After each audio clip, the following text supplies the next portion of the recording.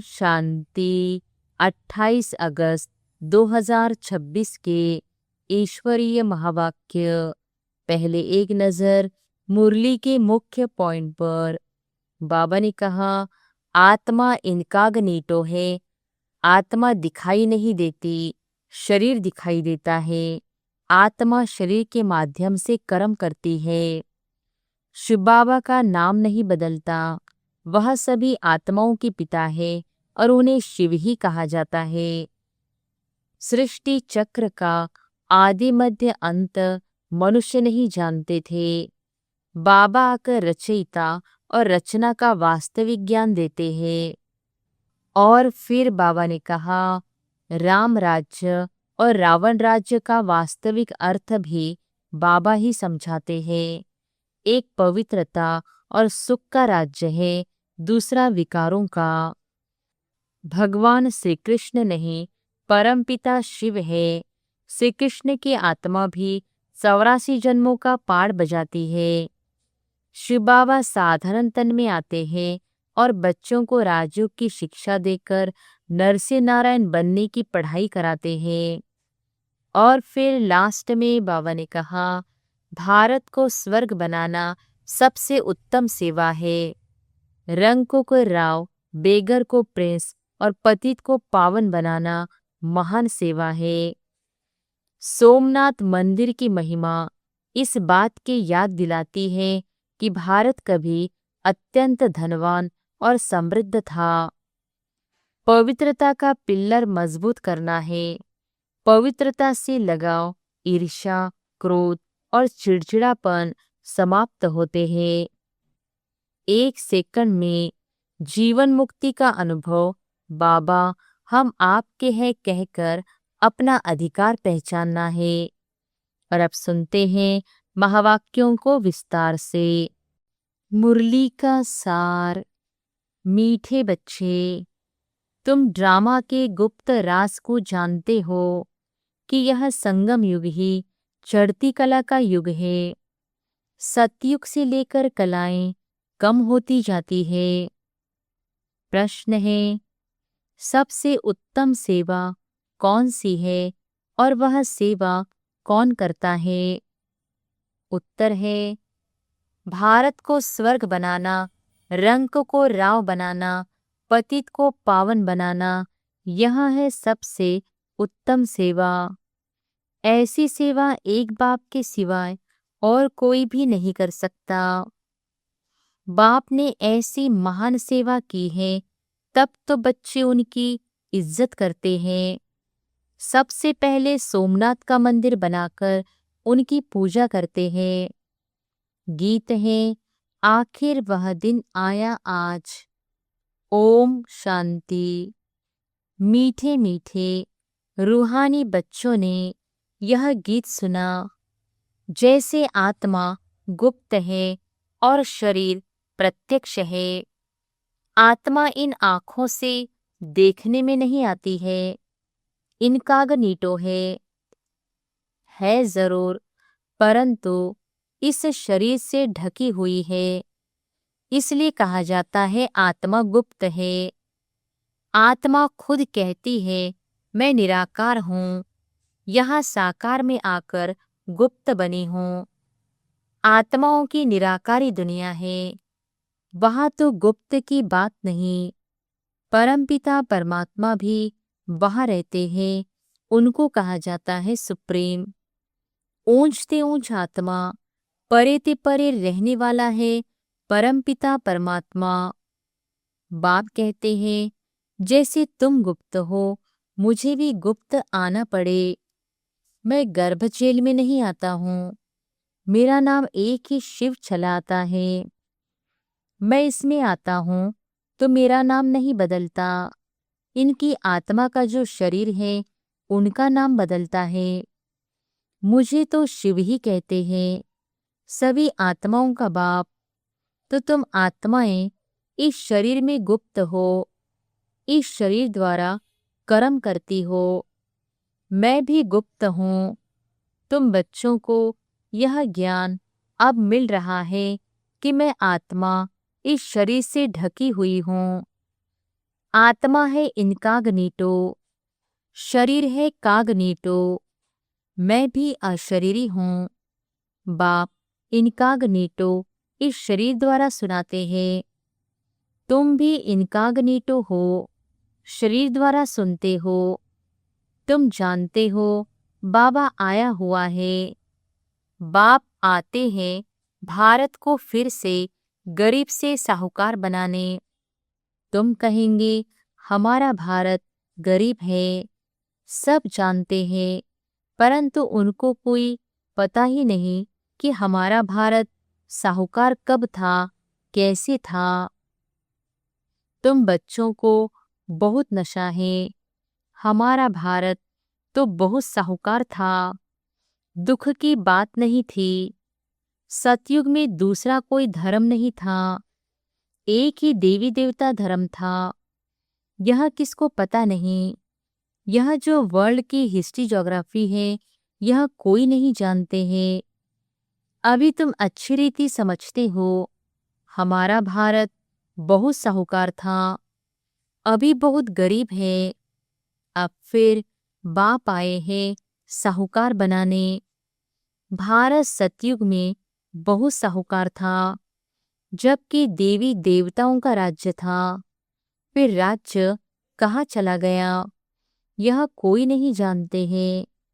ऋषि मुनि आदि भी कहते हम रचता और रचना को नहीं जानते हैं। बाप कहते हैं सतयुग में इन देवी देवताओं को रचता रचना का ज्ञान नहीं था, आदि मध्य अंत को नहीं जानते। अगर उन्हों को यह ज्ञान हो कि हम सीढ़ी उतरते रसातल में चली जाएंगे तो बादशाही का सुख भी न रहे, चिंता लग जाए। अभी तुमको चिंता लगी हुई है कि हम तमोप्रधान से सतोप्रधान कैसे बने। हम आत्माएं जो निराकारी दुनिया में रहती थी, वहां से फिर कैसे सुखधाम में आई, यह भी ज्ञान है। हम अभी चढ़ती कला में हैं। यह 84 जन्मों की सीढ़ी है। इसके बीच में क्या होता है यह भी तुम जानते हो। सतयुग में सब तो नहीं आएंगे। ड्रामा अनुसार हर एक एक्टर नंबरवार अपने अपने समय पर आकर पार बजाएंगे। अभी तुम बच्चे जानते हो गरीब निवास किसको कहा जाता है, दुनिया नहीं जानती। गीत में भी सुना आखिर वह दिन आया आज। यह सब है भक्ति। भगवान कब आकर हम भक्तों को इस भक्ति मार्ग से छुड़ाए सदगति में ले जाते हैं, यह भी समझा है। राम राज्य रावण राज्य किस चीज का नाम है, यह भी कोई मनुष्य नहीं जानते। अभी तुम बच्चे समझते हो बाबा फिर से आ गया है इस शरीर में। शिव जयंती भी मनाते हैं तो शिव जरूर आते हैं। ऐसे भी नहीं कहते मैं श्री कृष्ण के तन में आता हूँ, नहीं। बाप कहते हैं श्री कृष्ण की आत्मा ने 84 जन्म लिए हैं।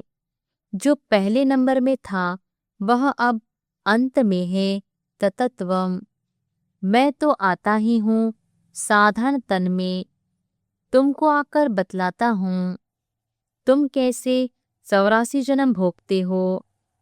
इस समय देवता धर्म का तो एक भी अपने को समझते नहीं है, क्योंकि सतयुग को बहुत दूर ले गए हैं। कल्प की आयु लाखों वर्ष लिख दी है। वास्तव में ड्रामा की हिस्ट्री तो बहुत छोटी है। इसमें कोई धर्म की 500 वर्ष की, कोई की 2500 वर्ष की हिस्ट्री है। तुम्हारी हिस्ट्री है 5000 वर्ष की। देवता धर्म वाले ही स्वर्ग में आएंगे और धर्म तो आते ही बाद में है। देवता धर्म वाले ही और धर्मों में कन्वर्ट हो गए हैं। ड्रामा अनुसार फिर भी ऐसे ही कन्वर्ट हो जाएंगे, फिर अपने अपने धर्म में लौट कर आएंगे। बाप समझाते हैं बच्चे, तुम तो विश्व के मालिक थे। तुम अभी समझते हो बाबा स्वर्ग की स्थापना करने वाला है, तो हम क्यों नहीं स्वर्ग में होंगे। बाप से हम वर्षा जरूर लेंगे, तो इससे सिद्ध होता है कि यह हमारे धर्म का है। जो नहीं होगा वह आएंगे ही नहीं। कहेंगे पराये धर्म में क्यों जाए। तुम बच्चे जानते हो सतयुग नई दुनिया में देवताओं को बहुत सुख थे। सोने के महल थे। सोमनाथ के मंदिर में कितना सोना था, ऐसा कोई दूसरा मंदिर होता ही नहीं। उसमें बहुत हीरे जवाहरात थे। बौद्ध आदि के कोई हीरे जवाहरों के महल नहीं होंगे। तुम बच्चों को जिस बाप ने इतना ऊंचा बनाया है, उनकी तुमने कितनी इज्जत रखी है। जो अच्छा कर्म करके जाते हैं उनकी इज्जत रखी जाती है। अभी तुम जानते हो सबसे अच्छे कर्म पतित पावन बाप ही करके जाते हैं। तुम्हारी आत्मा कहती है से उत्तम सेवा बेहद का बाप आकर करते हैं। हमको रंक से राव, बेगर से प्रिंस बना देते हैं। जो भारत को स्वर्ग बनाते हैं उनकी भी इज्जत कोई नहीं रखते। तुम जानते हो ऊंचते ऊंच मंदिर गाया हुआ है सोमनाथ का, जिसको लूट ले गए। लक्ष्मी नारायण के मंदिर को कभी कोई ने लूटा नहीं है, सोमनाथ के मंदिर को लूटा है। भक्ति मार्ग में यह बहुत धनवान होते हैं। राजाओं में भी नंबरवार होते हैं ना। जो ऊंच मर्तबे वाले होते हैं उनकी छोटे मर्तबे वाले इज्जत करते हैं। दरबार में भी नंबरवार बैठते हैं। बाबा तो अनुभवी है ना। यहाँ की दरबार है पतित राजाओं की। पावन राजाओं की दरबार कैसी होगी। जबकि उन्हों के पास इतना धन होगा तो उन्हों का घर भी इतना ही अच्छा होगा। अभी तुम जानते हो बाबा हमको पढ़ा रहे हैं, स्वर्ग की स्थापना करा रहे हैं। हम महाराजा महारानी स्वर्ग के बनते हैं, फिर हम गिरते हैं, फिर हम पहले पहले शिव बाबा के पुजारी बनेंगे। जिसने स्वर्ग का मालिक बनाया उनकी हम पूजा करेंगे। वह हमको बहुत साहूकार बनाते हैं। अभी भारत कितना गरीब है, आगे इतना गरीब नहीं था। बहुत खुशी में रहते थे। जो जमीन 500 रुपए में मिली थी वह आज 5000 में भी नहीं मिलती है। वहां तो धरनी का मूल्य होता नहीं, जिसको जितना चाहिए ले लेवे। ढेर की ढेर जमीन पड़ी होगी। मीठी नदियों पर तुम्हारे महल होंगे ना। मनुष्य बहुत थोड़े होंगे। प्रकृति दासी होगी।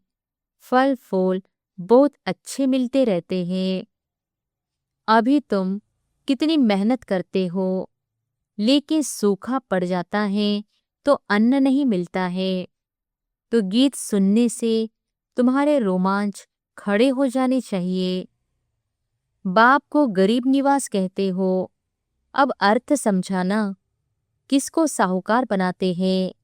जरूर यहाँ जो आएंगे उनको साहूकार बनाएंगे ना। तुम बच्चे जानते हो हमको पावन से पतित बनने में 5000 वर्ष लगे हैं। अभी फिर फट से बाबा पतित से पावन बनाते हैं, ऊंचते ऊंच बनाते हैं। 1 सेकंड में जीवन मुक्ति मिल जाती है। कहते हैं बाबा हम आपके हैं। बाप कहते हैं बच्चे तुम विश्व के मालिक हो। बच्चा पैदा हुआ और वारिस बना, कितनी खुशी होती है। लेकिन बच्चे को देख चेहरा ही उतर जाता है। यहाँ तो सभी आत्माएं बच्चे हैं। हम स्वर्ग के मालिक बन गए। अभी पता पड़ा है कि हम 5000 वर्ष पहले स्वर्ग के मालिक थे। बाबा ने ऐसा बनाया था। शिव जयंती भी मनाते हैं, परंतु यह नहीं जानते कि वह कब आया था। लक्ष्मी नारायण का राज्य कब था, कुछ नहीं जानते। वास्तव में भारत की आबादी सबसे बड़ी होनी चाहिए। भारत की जमीन भी सबसे बड़ी होनी चाहिए। लाखों वर्ष हो फिर तो बहुत जमीन चाहिए। सारी दुनिया की भी जमीन पूरी न हो। लाखों वर्ष में कितने मनुष्य पैदा हो जाते, अनगिनत मनुष्य हो जाए, इतने तो है नहीं। यह सब बातें बाप बैठ समझाते हैं। मनुष्य सुनते हैं तो कहते हैं यह बातें तो कब नहीं सुनी, न कोई शास्त्रों से पढ़ी। यह तो वंडरफुल बातें हैं। अभी तुम बच्चों की बुद्धि में सारे चक्र की नॉलेज है। यह बहुत जन्मों के अंत में अब पतित आत्मा है। जो सतोप्रधान था सो अब तमोप्रधान है, फिर सतोप्रधान बनना है। तुम आत्माओं को अब शिक्षा मिल रही है। आत्मा शरीर द्वारा सुनती है तो शरीर झूलता है, क्योंकि आत्मा सुनती है ना। बरोबर हम आत्मा ने 84 जन्म लिए हैं। 84 माँ बाप जरूर मिले होंगे। यह भी हिसाब है ना, बुद्धि में आता है। 84 जन्म लेते हैं, फिर और कमती जन्म वाले भी होंगे। मिनिमम मैक्सिमम का हिसाब होगा ना। बाप बैठ समझाते हैं शास्त्रों में क्या क्या लिख दिया है। तुम्हारे लिए तो फिर भी 84 जन्म कहते हैं, मेरे लिए तो अनगिनत बेशुमार जन्म कह दिया है। कण कण में बस जिधर देखता हूँ तो ही तो कृष्ण ही कृष्ण है। मथुरा वृंदावन में कहते हैं श्री कृष्ण सर्वव्यापी है। राधे पंथ वाले फिर कहेंगे राधे ही राधे। कहेंगे हम राधा स्वामी हैं। कृष्ण स्वामी और है, वह राधे को मानते हैं। जिधर देखता हूँ राधे ही राधे, तुम भी राधे, हम भी राधे। अब बाप बैठ समझाते हैं, बरोबर मैं गरीब निवास हूं ना। भारत ही सबसे साहूकार था, अभी सबसे गरीब बना है, इसलिए मुझे भारत में ही आना पड़े। यह बना बनाया ड्रामा है, इसमें जरा भी फर्क नहीं हो सकता है। यह यूज ड्रामा है। ड्रामा जो शूट हुआ वह हूबहू रिपीट होगा। ड्रामा का भी पता होना चाहिए। ड्रामा माना ड्रामा, वह होता है हद का ड्रामा, यह है बेहद का ड्रामा। इसके आदि मध्य अंत को कोई नहीं जानते, तो गरीब निवास निराकार भगवान को ही मानेंगे, श्री कृष्ण को नहीं मानेंगे। श्री कृष्ण तो धनवान सत्युग का प्रिंस बनता है। भगवान को तो अपना शरीर है नहीं, वहां आकर तुम बच्चों को धनवान बनाते हैं, तुमको राजयोग की शिक्षा देते हैं। वह भी पढ़ाई से बैरिस्टर आदि बनते हैं, फिर कमाई करते हैं। बाप भी तुमको अभी पढ़ाते हैं, तुम भविष्य में नर से नारायण बनते हो। तुम्हारा जन्म तो होगा ना, ऐसे तो नहीं स्वर्ग कोई समुद्र से निकल आएगा। श्री कृष्ण ने भी जन्म लिया ना। कंसपुरी आदि तो उस समय थी नहीं। श्री कृष्ण का कितना नाम गाया जाता है, उनके बाप का नाम ही नहीं। उनका बाप कहाँ है, जरूर राजा का बच्चा होगा ना। वह बड़े राजा के घर में जन्म होता है, परंतु वह पतित राजा होने के कारण उनका नाम थोड़ी होगा। श्री कृष्ण जब है तब थोड़े पतित भी रहते हैं।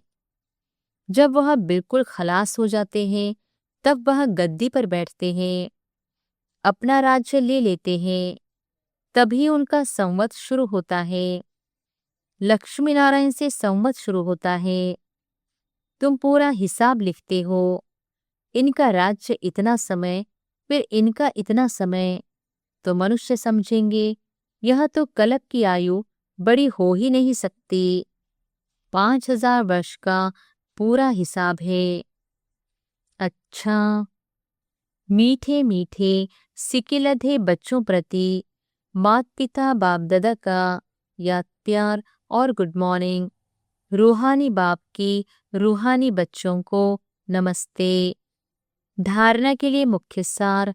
पहली पॉइंट, रचयिता और रचना का ज्ञान बुद्धि में रख सतोप्रधान बनने का पुरुषार्थ करना है। बस एक ही चिंता रखनी है कि हमें सतोप्रधान जरूर बनना है।